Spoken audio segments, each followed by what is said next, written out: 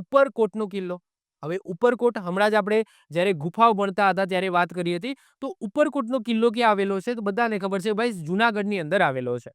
તો ઉપરકોટના કિલ્લાનું મૂળ નામ શું હતું? ગિરિદુર્ગ. શું હતું ભાઈ? ગિરિદુર્ગ હતું.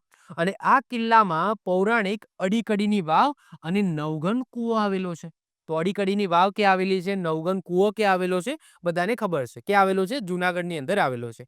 વાવની વાત આપણે કરીશું જ્યારે વાવનો લેક્ચર ચલાવીશું ત્યારે આ અડીકડીની વાવની વાત કરીશું. ઉપરકોટના કિલ્લામાં વિશિષ્ટ પ્રવેશદ્વાર છે તેમજ કિલ્લાની દિવાલ 20 મીટર ઊંચી છે. ઈસવીસન 1450માં રાજા રામ માંડલિક અને ઈસવીસન 1893-94માં દિવાન હરિદાસ વિહારીદાસે આ કિલ્લાનો જીર્ણોદ્ધાર કરાવ્યો એટલે કે રિનોવેશન કરાવ્યું. ઉપરકોટનો કિલ્લો સ્વતંત્ર મુસ્લિમ સલ્તનત વખતે મહંમદ બેગડાની શિયાળુ રાજધાની હતી.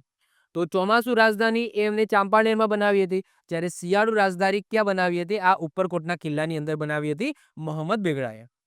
આ ઉપરકોટ કિલ્લાની પાસે ખોદકામ દરમિયાન 3 ગંજાવર ટોપો મળી આવી છે.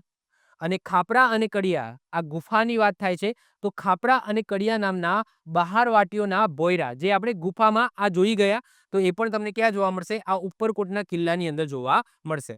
તો ઉપરકોટના કિલ્લામાંથી આટલી વસ્તુ યાદ રાખવાની છે, જેમાંથી મુખ્ય એ જ છે કે ભાઈ ઉપરકોટનો કિલ્લો ક્યાં આવેલો છે? તો જુનાગઢની અંદર આવેલો છે. ક્લિયર? ચલો વધીએ આગળ. આવી જ રીતના ઓછા સમયની અંદર મહત્વપૂર્ણ નોલેજ મેળવવા માટે અને મને સપોર્ટ કરવા માટે આજે જ આપણી યુટ્યુબ ચેનલ ટીચિંગ કિશન ક્લિપને સબસ્ક્રાઇબ કરો.